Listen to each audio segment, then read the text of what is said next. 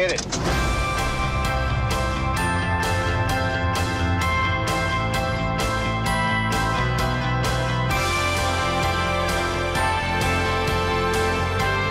You're gonna need a bigger boat.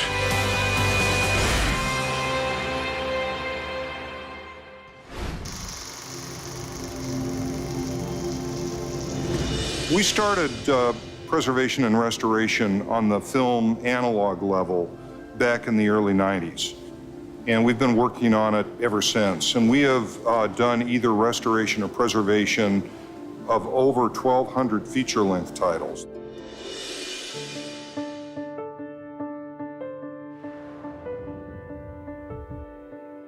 There's a selected group of titles that we're working on now that was selected by executives, film historians, that we can put away and preserve for generations to come.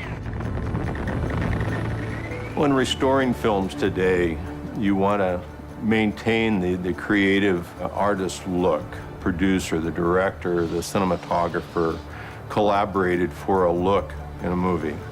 You don't want to lose that in restoration.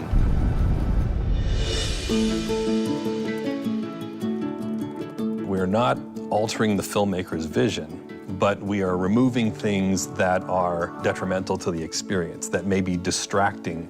Now, we have tools to be able to deal with that.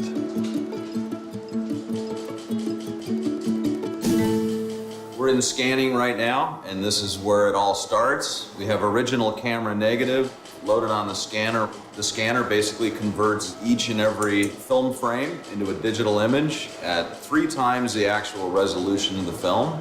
Now that we're scanning off of the original negative at very, very high resolution and creating very high resolution digital images, it does things like make grain more apparent.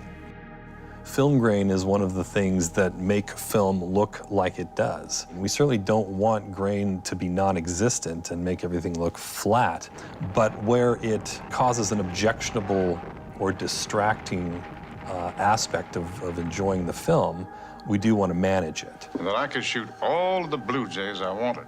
But to remember, it was a sin to kill a mockingbird. Like, for example, To Kill a Mockingbird, they did a lot of optical push-ins. The camera is not moving in on a character. I got something to say.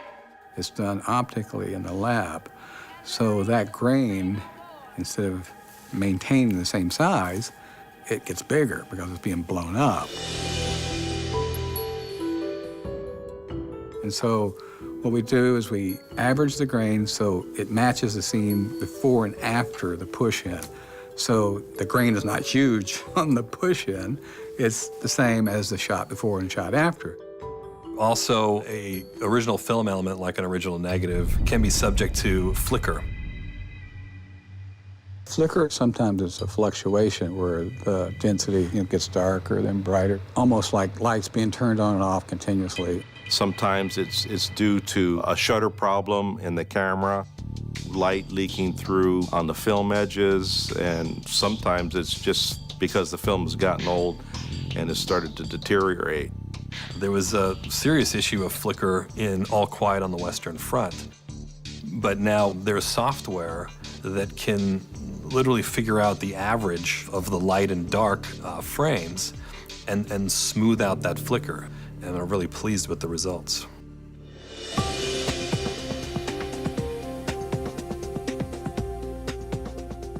Also, we're smoothing out splice bumps and things like that where the film jitters, and when you're constantly watching the film moving and you can't concentrate on the image, you want that to be a more stable image. What film stabilization does is it'll lock on to certain key points in the frame that you want to remain stable, and it'll track that through motion and basically hold it still. There is one scene in Out of Africa where Robert Redford and Meryl Streep are walking across the frame, and they're bobbing and weaving back and forth across the frame. So we have some pretty skilled operators who took some pinpoints, locked onto them, and tracked them, as the camera was moving and did a very good job of smoothing it out. Greg, darling, I love you. I know. Color correction is one of the tools that we use to maintain the intent, the look of what the filmmaker wanted to achieve. We've had the older titles where the color has started to fade. One of our supervisors is working on an old Rock Hudson title called Pillow Talk, and that has severe fading, but they were able to isolate the layers that had faded and bring it back up to its original levels.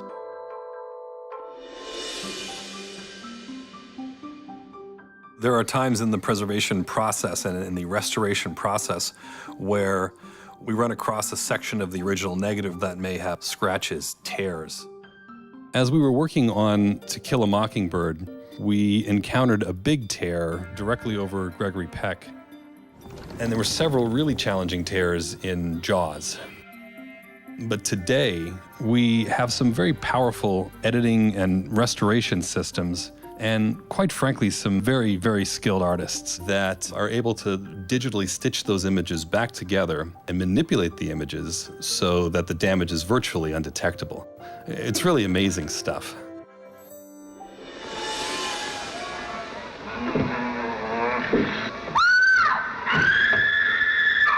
Elizabeth!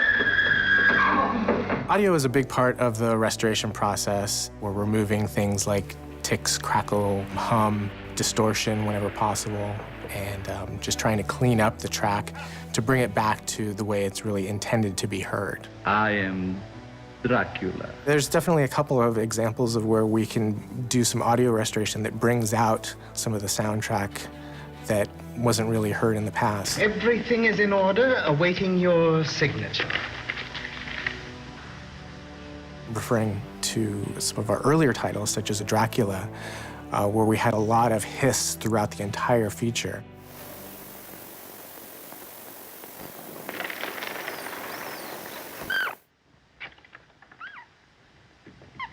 And to listen to a before and after track of something like that, you can actually hear a lot of things, whether it be just bumps of the coffin or opening and closing of doors and walking up and down stairs, little things like that that you couldn't really hear with all the hiss in the original soundtrack.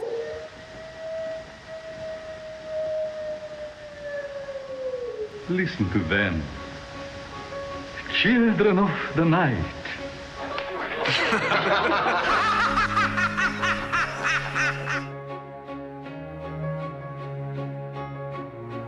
I feel like myself and my colleagues were almost like caretakers. Back when these pictures were shot, it was more or less a theatrical presentation, and after that run was done, put it away and forget about it.